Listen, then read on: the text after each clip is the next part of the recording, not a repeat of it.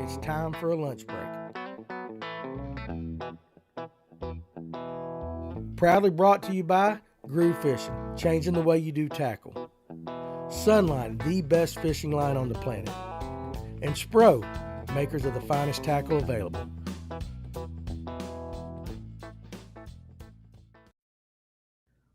All right, everybody, what is going on? Welcome to the lunch break here at the Live Well, Thursday. I think it's the 15th.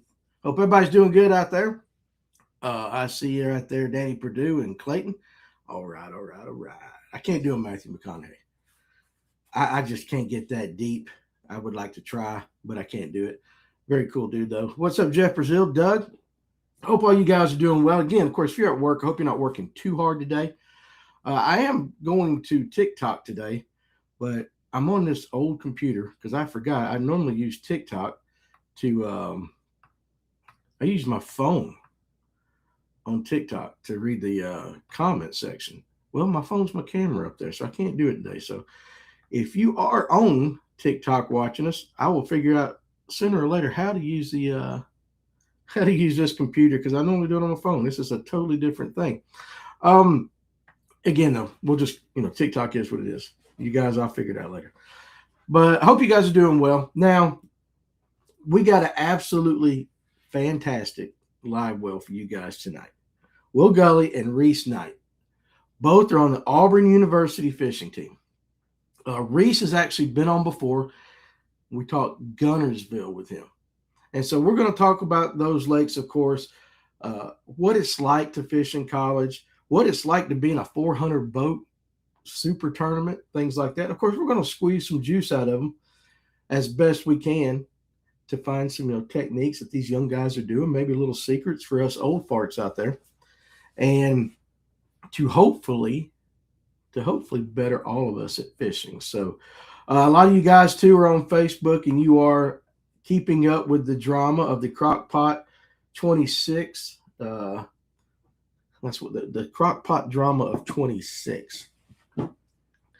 Where my wife is calling me out for my storage abilities on how to put a crock pot up.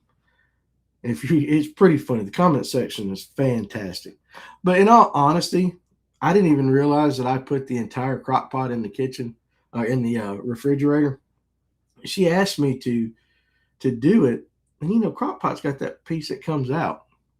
But I was up working on videos. I was working on videos till like 2:00 in the morning, and all of a sudden I went in there, and I said, "Crap! I didn't put the crock pot up." So I just grabbed the whole damn thing and stuck it in there. Yeah, I actually got MLF pulled up, guys, right now. As it's updated on my side, Bank Shaw, he is 20 pounds ahead of Jacob Wall. Make sure that's some really small handwriting there. Let me make sure. Yep, Jacob Wall. I haven't been watching it. I just said, I'm gonna pull up the score tracker and just try to keep up with that. But he's smashing. So Bank Shaw is smashing it for sure. Where are we back at? So I can pull up on the comments. It's I just wonder what they'll say if another young guy, and of course there's it comes out. If another young guy comes in and just like I expect them to do on the elites too. A lot of young guys come in and just smash. It really will upset all the old timers out there. So, what's up, Big Bait John? The Ninja Crock Pot is the best money I've spent lately on kitchen gadget. I don't spend a ton of money on kitchen gadgets, for sure. Would have put the house on Jake Lawrence, but he ain't doing too hot. That's kind of, I noticed somebody said fantasy fishing up there. I don't play any fantasy on any of the things. My son does that. Him and his wife, they do it with football and baseball and all that. I just do not have the time to pay attention to what everybody's doing. Drew is doing good too. Yeah, I'll read off the top 10 for those of you that aren't keeping up with it, but let me put my glasses on. You got Bank Shaw first, Jacob Wall second, Andy Montgomery is showing third, Drew Gill fourth, Adrian Avena fifth, Michael Neal sixth, Alton Jones Jr. seventh, Justin Lucas eighth, Jacob Walker ninth, 10th, Keith Carson. Keith Carson at 10th needs 37 pounds 37 plus pounds to total the weight of Bank Shaw currently as it's showing on the MLF website. So he's having a hell of a day, no doubt about it. Now, as we get going, I've been keeping up with the possible weather for this upcoming weekend. And it's all over the place. It's like my love life. It is everywhere. My wife will appreciate that comment. I'll get in trouble for that one. But one model is showing a snowstorm in very, very South Georgia, panhandle of Florida, up the coast of South Carolina. Another model, the GFS, or the American model, as they're saying, is putting it right over the top of us. And I'm like, two models could not be further apart in their prediction. So you don't really know what to do, right? And so we're kind of sitting there going, well, I don't know, because see, Saturday, and I don't think it'll affect us Saturday at all, but Saturday, Clint and I are going up to Anderson, South Carolina for the Bass University seminar. We're going to the Saturday seminars. We're not staying for Sunday. So we should be able to go up there and come back and it not be a problem. The GFS model is showing us getting 4 inches of snow in Waleska. Yeah, but the Euro model might as well be showing 75 and sunny. I was hoping to fish Sunday, but I don't know about 4 inches of snow and a boat trailer. Well, that's what we were going to talk about today. Because I have no plans for Sunday other than going to church and working on my electric rig. I'm going to go meet John Aldridge. We're going to go have a drink, non-alcoholic, and at lunch because I haven't seen him in a while. But I don't really have any big plans.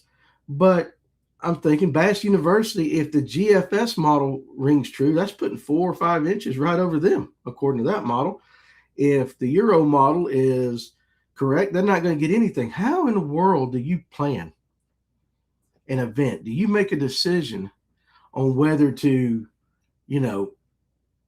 cancel or say, no, we're going to go with the Euro model? And I've noticed, like Glenn Burns, a lot of your seasoned weather prognosticators, ex-weathermen on TV, retired weathermen, a lot of them are going with the Euro model. A lot of your young guns and all that, they're going with the GFS. And then there's the rest of us, and we don't even know what in the hell it's going to do. But it also goes into fishing. We always talk about Lake Lanier specifically. The spotted bass absolutely just tear it up in a good snowstorm, nasty weather. The fish don't care, but you as the angler do. I remember Bill Payne having a guide trip on Carter's, and nobody could get to the lake and all that, but they went anyway and they smashed them, but could barely get the boat out of course, the lake because of the angle of the ramp. I think the snow is Saturday night into Sunday. It might be. Purdue said I've had to postpone events. It's tough, and you got to make that decision. You also got to make that decision as a person too. Let me catch up on the comments right here. Bottom line is nobody has a damn clue for sure. It won't snow until I have an open weekend to fish and the wife is busy. Coleman, welcome to marriage.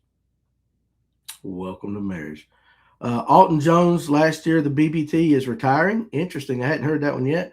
Max Velocity on YouTube does daily in-depth weather reports for the whole country. I watch them every day.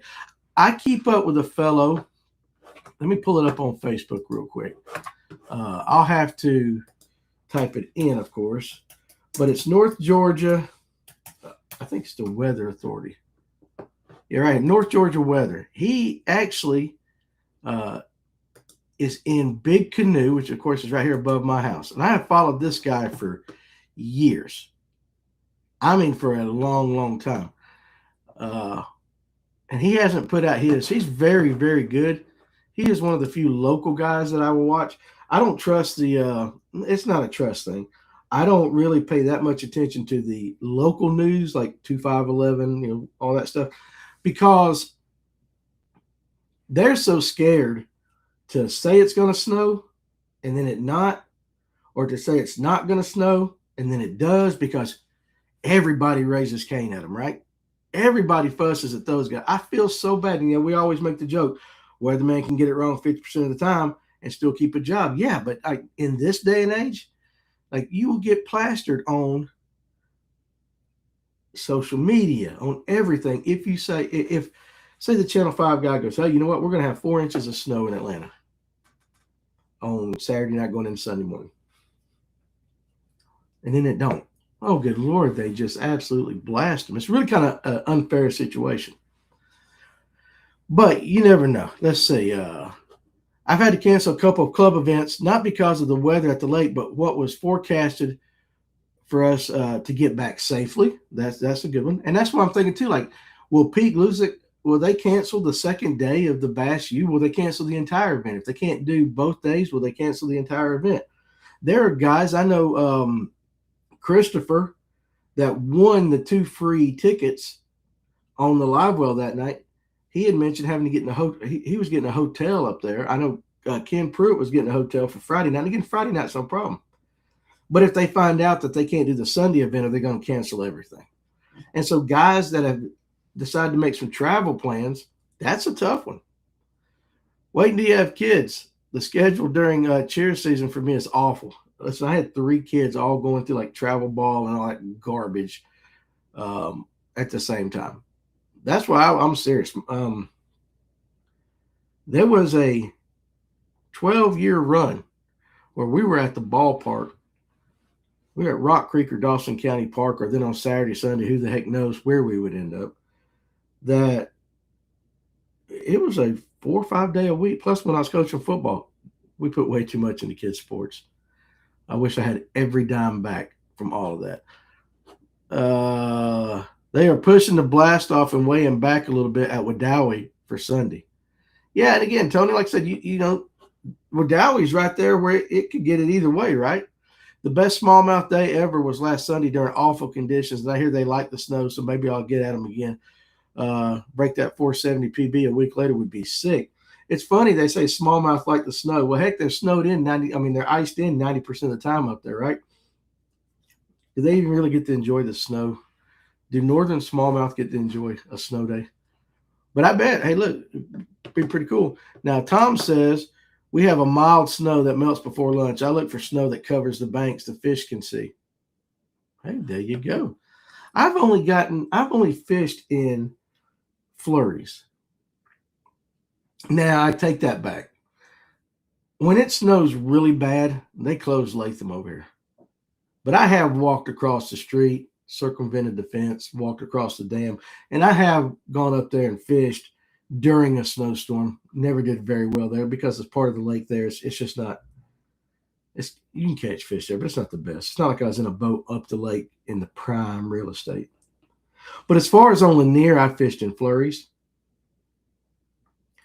I have sleet, but nothing like a good where it's covering the deck of your boat. I haven't got to do that. I've seen pictures of guys that have done that, and they say that if their boat looks like they could build a snowman on it, the fish are hitting. I've only hunted in snow in Georgia 3 times.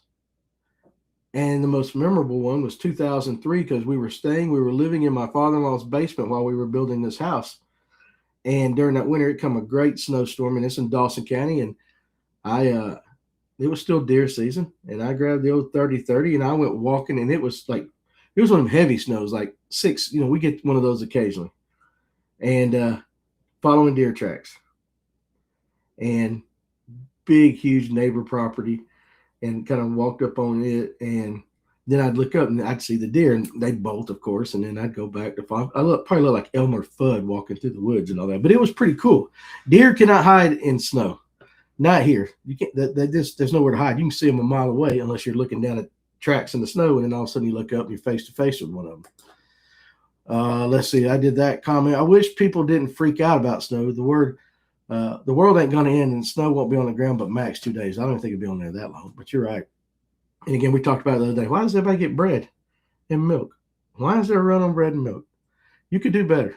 In this day and age, there are better options to be snowed in than just bread and milk. But, I'm sure we don't even have kids in the house. And I guarantee you my wife would go get a loaf of bread and all that. And I don't even eat sandwiches hardly anymore. They better not cancel Saturday. I'm super excited about it. Oh, yeah, and after Snowmageddon a few years back, they play it safe. We need to get the juice out of a meal. So, Tyler, you're going to be up there Saturday? That's cool, because me and Clint will be up there. Kim Pruitt will be up there. And it'd be pretty cool to see some locals that we know going up there. Oh, good Lord. He's talking about kids. I've been there. 4 Florida trips, 2 Tennessee trips this year, plus local comps. Yeah, I've been there. Panama City. I don't know how many times we went down to Panama City for basketball. In fact, my wife got kicked out. We went down there, and in this big travel basketball, this is when my kids played for DCA. And my wife, the park there wasn't big enough for all the teams. So of course, they had satellite places, right? One was a church. And old Amanda Pruitt got kicked out. We didn't even have a girl playing. DCA had their girls team there. My son was playing. She got kicked out of a girls' league game in a church in Florida. And I'm sitting back, and she's just raising Cain. Because my wife, bless her heart, you know what she hated the most out of travel basketball? And this is my wife. This is not Danny speaking. My wife hated female refs. Oh, good Lord. She would just plaster those refs. And well, finally, one of them had enough and kicked her out. And I wouldn't even sit with her. She was down about, 10 rows down. I'm sitting up there with some guys, and they're like, your wife's getting kicked out. I didn't say a word. I thought it was the funniest thing I'd seen until the cops got called. And then at that point, we all left the premises. It was, but that was back in the day. Clayton's got a club derby Saturday morning. It's going to be cold and wet. Definitely going to be cold. It's a lot colder out there today. Jeff Edwards. Oh, yeah, I did get it. I'm sorry. I must have missed it. If you commented, I must have missed it and didn't hit you back. But yes, sir, I got it right here. Check this out. Jeff was kind enough to send me an old Ryobi reel. I had one of these back in the day. I mean, that is old school right there. Right now, everybody knows Ryobi makes drills and sawzalls and LED lights and you name it. But there was a time, I don't even know if they still make rod reels, but there was a time. Yes, sir, I got it. Thank you very much. I'm sorry if I missed your comment. If you had asked that before, I think it's awesome. Thank you very much. Hunting in the snow was really cool. It was at the tail end, and you could hear all the ice melting off the tree branches. I was walking through paper company land, which was pine trees. Trust me, I know that feeling. Jeremiah, the largemouth. I fish for largemouth after snow in a pond maybe twice. Both times only caught 1 to 3 fish, normally on Ned rigs or underspins, but they're never really active. The spots always love it. I don't know, the spots are just the redheaded stepchild of the fish world, especially with freshwater fish. I don't know. I'd like some snow. I grew up in an area where it never snowed. I like one good snow a year. Give me one good snow. Now that the kids are all moved out, let me sit on the couch, drink my coffee, maybe noodle on Facebook or something like that. As I've grown older, I do not like to get out and sled and all that stuff. Number one, because I'm sore for 3 damn days afterwards. But the days of going out and sledding and stuff, maybe me and the missus. But I remember one time, now I got some stairs coming off the front of my house. It's like 12 or 14 stairs down. And then it turns, my walkway goes to the left. It snowed so much and we had so much cold that snow didn't sit there. We packed them entire, this is when all the kids lived on. We packed the entire stairs down and we made a ramp and we packed snow so that once you got to the bottom of them stairs, terminal velocity is about to kick in about that time. And then you would fly up and it would shoot you airborne. And you probably were a good 6 because my yard's at a slope, right? So when you actually hit max height on that, you were probably 6 or 7 feet in the air on one of them little plastic round turtleback, sleds, which was fine. And the kids loved it. It hurt for an older guy. Now I guess I would have been late 30s, early 40s. That landing did not feel good. And I remember that. But also it was so cold that that ramp stayed on, because I don't get a lot of sunlight on that side of my house either. That ramp stayed there for a good week after the snow. We had a lot of fun. I do prefer the warmth, but snow is just another day. Fish got to eat. Yeah. Bread and milk. Oh, I'm not even going to read that. I'm not. I'm not banning you, Cohen. I agree with you, but I'm not banning you. What's up, Dane? I'll call you back too. I was on the phone when you called. Bread, milk, and eggs. I guess French toast is good during the cold, right? Seriously. I mean, what would be okay? Let's say this is for all you guys. It's kind of a free for all Thursday because we're not doing that tomorrow. You get 2 food items and 1 or 2 drink items, and you're snowed in, and you got to go. You get X amount of dollars. You got to go buy that. What would you buy? What would you buy? I would buy. I'd have to have coffee. Now this is assuming power's on. I'd have to have coffee, probably Dr. Pepper Zero or Pepsi Zero. And I think if I'm carbing it, it's gonna sound crazy. Like just give me some buttered grits. Like I think, like when it's really cold, I could eat buttered grits like all the time. Got to have a lot of black pepper in it, and Brunswick stew. Give me those. Give me those things, and Fat Boy's gonna stay happy. My wife cooks a mean ass Brunswick stew, and that's why I put the whole crock pot in the refrigerator. Um, the people got to have their milk sandwiches. The liquor store doesn't. Seems like a better option, and I don't even drink, right? And I don't drink no more. I would say bourbon back in the day, but I don't drink no more. Now this is true. Good tip. And now see, Tom, if you knew where I lived, it literally, when you get to the bottom of my driveway, it is uphill both ways. I am right here at the bottom. If you go up, you go towards the boat ramp at Latham. Anybody that knows Latham Reservoir can tell you the hills I'm talking about. If you go to the right, you have got a quarter mile, if not more, of about like that, just up. It's dangerous when it snows. If it's just snow, it's not bad. But we get a little ice or people start going on it and it, melts a little and refreezes. There's always cars in the bottom of the ditch down at the spillway at Latham. Or they just get stuck and they can't make it up the other side. I'm like, what are you guys thinking? Tell me you've never driven this road without telling me you've never driven this road. But if you drive downhill mountain roads, use slow speed to avoid slipping off the roadway. One thing that I do, I'm not saying it's the right thing to do, but it does work if you got a 2-wheel drive car, especially front wheel drive. Back wheel will work too.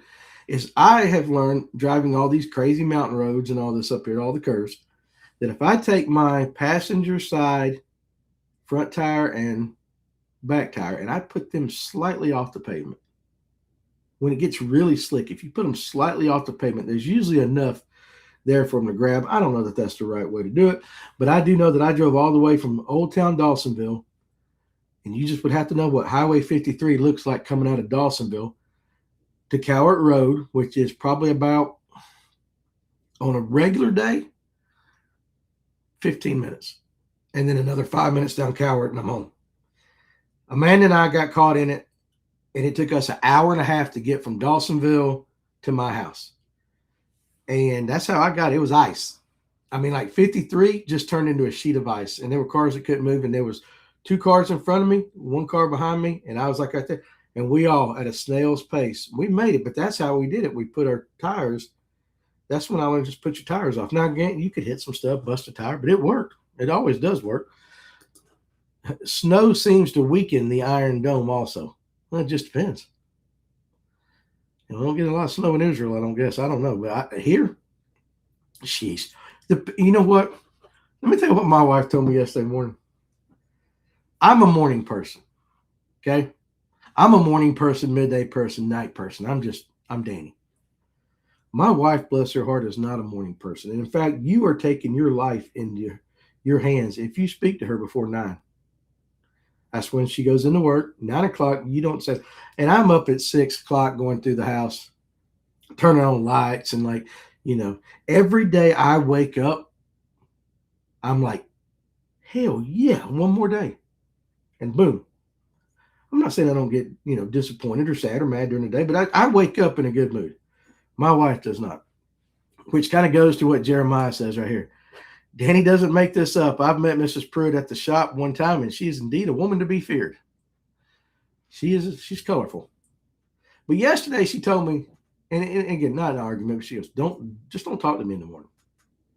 I said, all right. My daughter was in the car. We were going to see my grandson yesterday afternoon.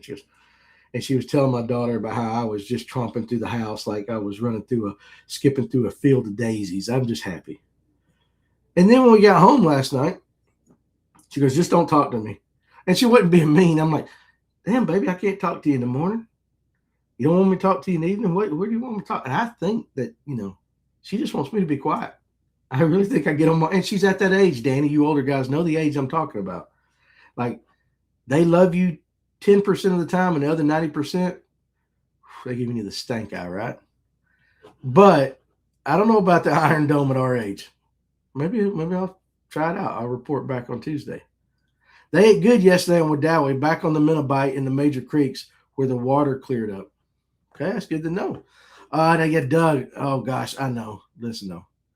I would love to be up on your land in Kentucky during this. Hunted in the snow in Kentucky 4 times. Deer movement was off the chain until it stopped snowing.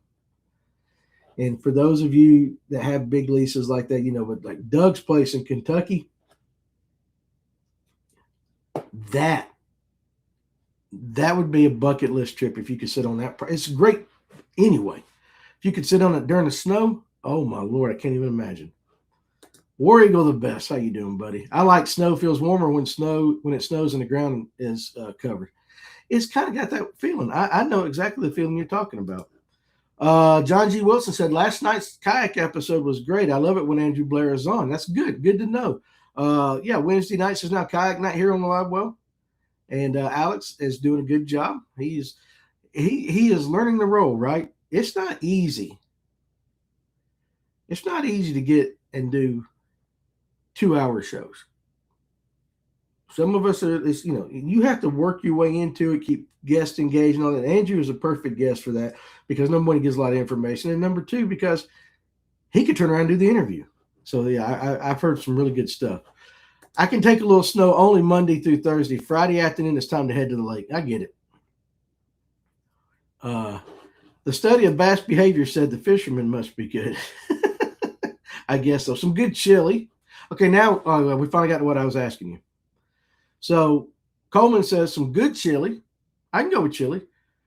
Stuff to make homemade biscuits and black coffee. Does it have to be black? Just curious. I mean, some black coffee is all right. Some black coffee doesn't taste good. Tyler says coffee, hot apple cider, chili and cornbread. Solid choices. Clayton, coffee, and a 2-inch thick porterhouse. Clayton getting specific on what he wants. Big Bake John, beef jerky, Black Rifle coffee, rice cakes, water, and a carton of cigs. Oh, I didn't even say that too. Yeah, I would need my Copenhagen. Or I wouldn't be that jovial self that I normally am. Doug fished in heavy flurries on Wadowee last year, and the fish were killing it. One of my best cold weather trips last year. Something about it, right? Now, Coleman's getting bougie right here on the comment section. Perhaps some beef Wellington, some beef tartare, and some 1987 Domaine de la Romane. I don't even know what the hell. I imagine that's wine. Yeah, average boat snack for me. Bougie. Fly fished in full-fledged snow. It was like 19 degrees out, super, super cold. I haven't done snow fly fishing, but I have done super, super cold. And it is super, super cold. When the water is warmer than the outside temperature. Yeah. Eric says, I'm buying steak, a good edible, coffee, and Red Bull. Snow, baby, snow. Mike Geiger. Hey, guys, power's out up here where I'm at, so I'll be in and out. Just glad I could get on and say, hey, where you at, Geiger? And Patricia, we don't need any snow. Put it down in four-wheel drive. John G., I remember the big snow back in the early 70s. I bet you do because you're 102 years old like I am. In Macon, Georgia, me and my buddies rode our dirt bikes all over Macon. Cops couldn't chase us even though we wanted them to. Yeah, I mean, I Blizzard of 93. I remember that. Dane says, other than milk, I'm lucky enough that my wife keeps enough food in the house to feed the family for a week or longer without having to go to the grocery store. Now, see, Dane, here's the problem in my house right now. Due to my wife's and my daughters, kind of like the medical conditions that they've had, or my daughter's got lupus, things like that. My pantry's full. The problem is it's full with the most tasteless cardboard protein bars, trail mix, just chocolate candies that are reduced calorie that don't taste like chocolate. Got tons of that stuff. We ain't got no little Debbie's. Okay, we don't have some cheese puffs, snack things. I mean, if I want a snack in the middle of the night, and I don't eat a lot of cereal, there's cereal in there. If I want a snack in the middle of the night, I got to cook. It's that bad. So yes, there's food here, but it's not the food I want. If it snows, I'm staying home. I'll leave the insurance seminars to everyone else. I work from home already anyway. Exactly. Brett Matthews, I was the idiot that did the TT live. Okay, live in the snow last year in January. Yeah, that's right. I remember that. Fun though. If the power goes out and it's 30 or lower, I'm just filling a cooler tub and putting it outside. Camp stove will go a long way. Yeah, I do remember that. And I've done this before when I knew we were having prolonged. I don't know, like I was trying to save energy or something. I got a big freezer on the back. I just unplugged it, let it rest for a week. Take the snow and shove it. Yep, DW. We went ice fishing on Lake Erie, and it was snowing so hard you could barely see, and it was 21 degrees for a low, and it was negative 21 degrees for a low, and -6 for the high. Okay, now guys, listen. That's different. There's a reason why the northern women don't shave their legs and stuff, and it's that right there. That's different. -6 outside, and my ass ain't going fishing. I'm going to be trying to hit that Iron Dome, right? That's crazy, dude. Now, let me ask you, were you in a shanty? Did you have one of them little houses? Did it have a heater in it? I think that's crazy too, man. They get in them little houses, they got heat sitting on ice. Got plenty of hams, beer, or whatever it is they want to drink up there, and they just go to town, right? I used to not be a morning person. Now the latest I can possibly sleep is 8 a.m. If I sleep till 7:30, my day's shot. I got to get up early. Eric's a morning person too. John G, I'm up at 3:30 or 4 a.m. every morning. You can have access to any lease with the power of trespassing. Yes, you can. One of those that's easier to ask forgiveness. What's up, Nathan? All right, Jeremiah. Y'all notice Jeremiah's comments. He does this a lot. At least once a week, he has a comment where he's like heard from old married men and stuff. And I haven't read the rest of his comment. But let's just go. Let's see what it is. He is thinking about this marriage thing really hard. I've heard from all the older married men that when they were a young couple, the wives had a problem with them fishing and hunting so much, but after 20 years, they try to force them out of the house now. Winter, chicken dinner. Not every one of them, but that is the example. But you got to understand too, Jeremiah, that a lot of that has to do with kids, right? A lot of it has to do with kids too, and that especially if a wife has 2 or 3 kids under the age of 5, and let's just say she works through the week, Monday through Friday, just like you do. You put the kids in daycare, your wife doesn't stay home, whatever the situation may be. Well, now you get to Saturday. She needs a day off too, but you go fishing. It changes a little bit. I'm not saying that's the same for everybody. That's just one example.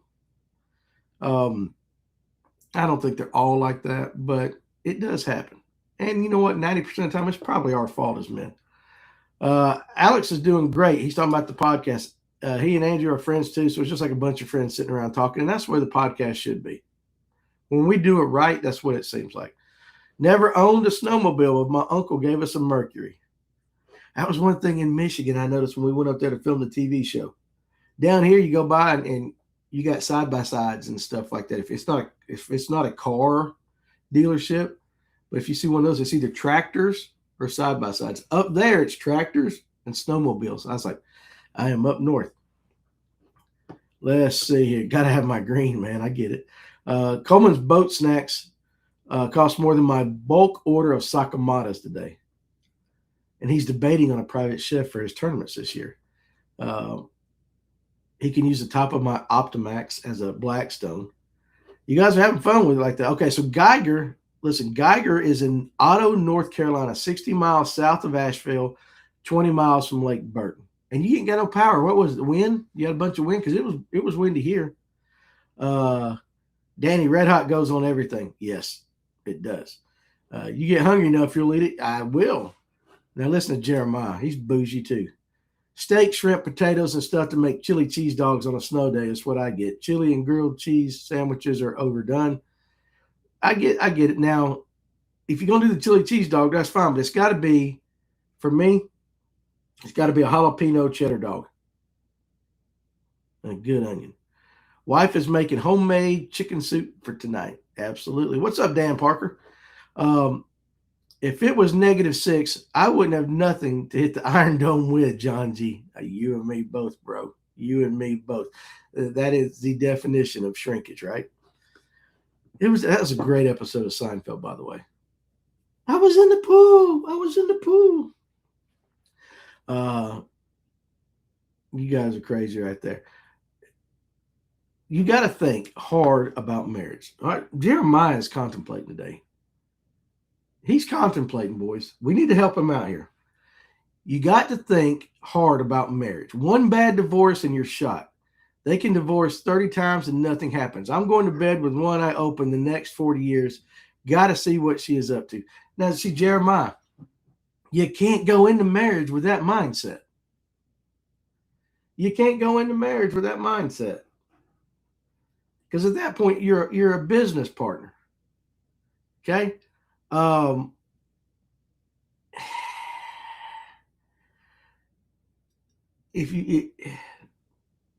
trying to think of the best way to say this.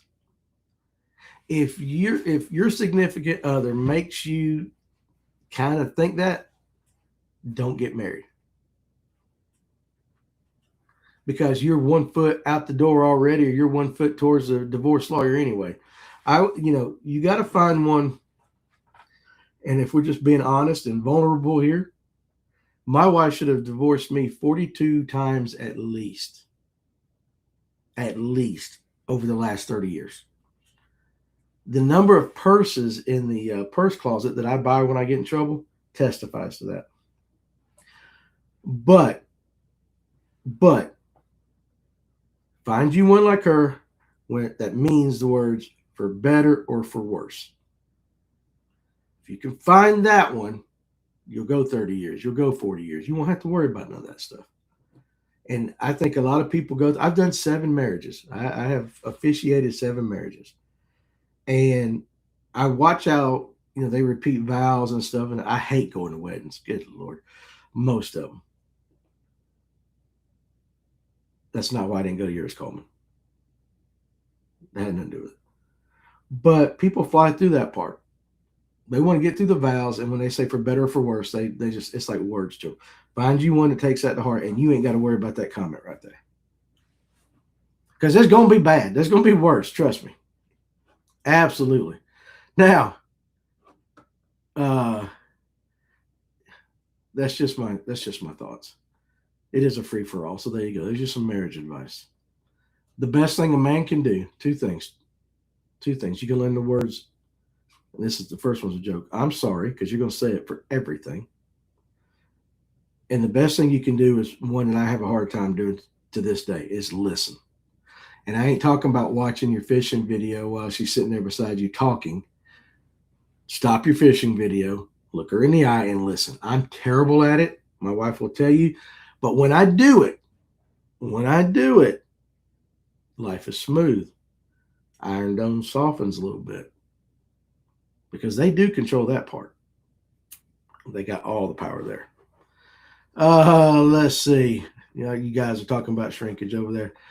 I have been married one time, and I can promise you that is all I will ever be married. If she gets tired of me, she better take a nap. I like it. Now, Geiger, I think you can testify some of the things I've said. I'm on my third marriage, but I finally found the right one. It only took me 40 years to do it. But I think you understand what I'm saying right there, Geiger. Um, I was in Ohio last week, a couple weeks ago, and it was 6 degrees. That's the coldest I've ever been. Really, because I mean it's been negative digits here in Georgia. It don't happen very often, but I've been out and we're going to be in single digits. I heard possibly next week. I heard that. Find one that will read a book on the boat with you. That's a good one.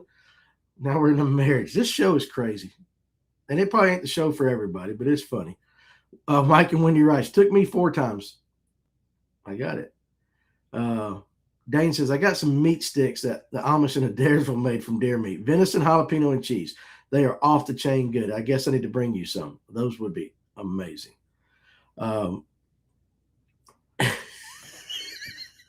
Eric, listen to this. My wife was just talking to me while I was watching this. I wasn't listening to her at all. Oh, Lord, Eric. Don't blame me. Don't blame me. Frying the last of the shell crackers tomorrow night. I bet that'd be good. I haven't had a good shell cracker in a while. So we ain't talked about the actual fishing at all. It's the way we roll here. I'm sure there's guys that tune in and they want to hear fishing stuff, and then we don't talk fishing at all. And they're like, I'm out. I'm sorry. It happens. That's what tonight. Nathan says, don't worry about finding a woman that'll read a book. Find one that will buy you the boat. Solid advice right there. Now, Mike says, now if the boat leaves the driveway, she's with me. So, see, there you go. You just had to figure it out, right? That's funny. That's good advice, though, Nathan. But let me ask you guys this that are still here that do fish, that aren't here for marriage advice or anything like that. What's the best technique that you have found when it is snowing? What do you find works the best, especially on a spotted bass lake, in the snow? Or does everything just work equally? What have you had success with? I know somebody said not Nathan, somebody said a Ned rig. You know, that was developed out in the Midwest during extreme cold and winter and all that. I think you were talking about that. I think that might have been Jeremiah. But I don't know if Brett's still around. But, you know, prefrontal should be awesome. But it's just what works. That's for me. I want to know what works. Dane says it's going to be interesting to see how far the water temps drop over the next 2 weeks. I hope it drops enough to have a shad kill on Allatoona. And we ain't even talked about a shad kill this year on any of the shows, Dane. First time. My wife got me $500 to Bass Pro for my birthday today, Aaron. Well, first of all, happy birthday, dude. And second of all, you dog. That's awesome. Eric said, my wife bought my boat. Also, why Bass, let's see. Oh, some come in. So where did you go? Where did that go? My wife bought my boat. Also, why I will only be married once. Her name is on the boat, too. That's almost like that. You see those things on social media where there's like an 80-year-old woman and she's scantily dressed. And it goes, but she's got 1,000 acres. What would you do? Nathan says a Mike Bucca swim bait, but I think the conditions have to be perfect. Jeremiah says the only thing that catches more bass than a Ned rig in the winter is a stick of dynamite. I used to throw the Ned rig a lot, and I worked it very, very slow. Coleman says I slow roll the boat onto the trailer with the wind, then flip my seat heater on in the truck. There you go. I get it. Wheeler and DC are on the struggle bus, 25th and 28th. Let's see if they've updated this any at all. Real quick while we're talking about. So Banks Shaw's up to 72 pounds. Jacob Ball second is 18 pounds still behind him. Tell you what, some days you're hot, right? Yeah, my wife likes to fish as much as I do. I took her fishing and she's almost as addicted as I am. Well, there you go. The only thing that would make it perfect is if I got my jigs delivered. You ain't got those jigs yet? Let me check in on it. I've tied so many freaking jigs here in the last 3 weeks. It's crazy.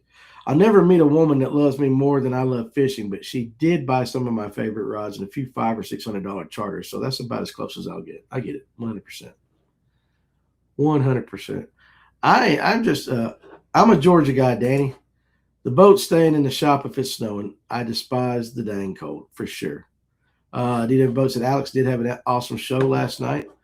Um, the new tiny plastics made for the jig head minnow thing might do really well in the winter. I have not tried, but I bet it'll work really well. That's possible too. Brian Cannon. I threw a hair jig with a pork frog Tuesday and I caught three. I was happy. And I guess, what's his name that likes to float and fly? I bet the float and fly works really good.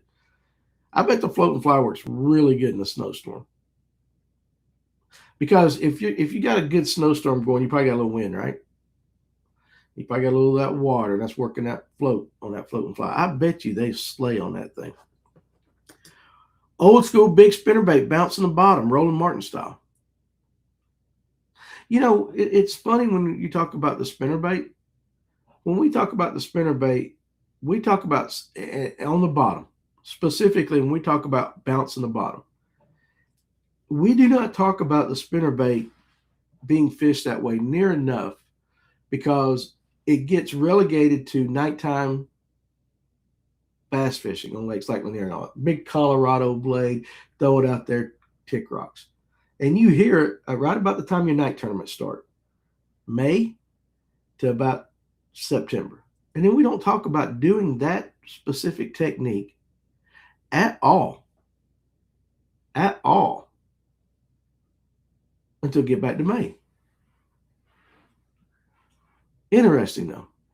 Now, when you say big spinnerbait, what kind of blades you throwing? Just out of curiosity, what blades you throwing on that thing? Living rubber jigs, because Nathan loves rubber jigs, but he also wants you to throw those living rubber jigs.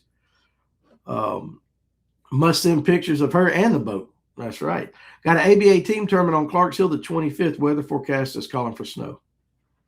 One good thing, though, about it being on the 25th is there is some time, right?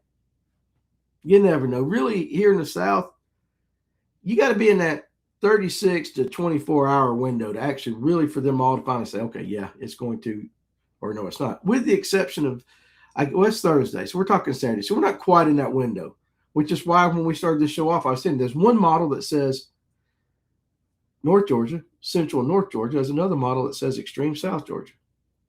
It's almost like politics, right? They're always divided. The GFS and the Euro are always divided. But if they ever get together, you know what's going to happen. Doug says a shaky head for me in the snow. Don't change, right? Keep it simple. 3/16 tungsten jig head with a 2-inch Kitech. Mike says a 3-inch Willow and a 1-inch Colorado on that. Okay, I got you. I'm feeling you. Now, do you find, because there's quite a few different things. I can see the guys over there that are moving. You got moving baits, and then you got the guys that are slow dragging a Ned and a worm or a jig. It's interesting how you still decide exactly what we're doing, right? You really don't change who you are. I would imagine a lot of you guys that are finesse guys, slow draggers, or whatever you are, you're going to stay that way even in the snow. You don't make this like, I'm going to go do something. Occasionally you might, but you know what I'm saying? Your old habits, what you like to do, how you like to fish, stay the same. A lot of old school guys swear by round rubber jigs in the winter, drag and dead stick more than anything. Nathan Owen's a jerk bait. Yeah. And see, it's of all the things that you guys just said, if you put an answer down, is that a confidence bait for you? Or is that just something you find you need to do in the snow? The real question is, will it snow or will it end up being 75 degrees? No doubt, dude, right? Only 64 days of winter left. And a rooster tail is king all the time.